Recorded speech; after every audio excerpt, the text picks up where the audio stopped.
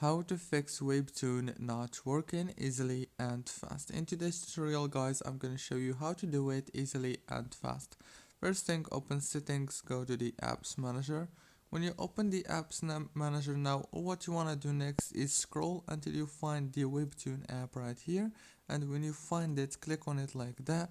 Click on this force stop as you can see, and then click on permissions, enable all the permissions, go back, click on data usage, and then disable the background data here and make sure that those three options are enabled.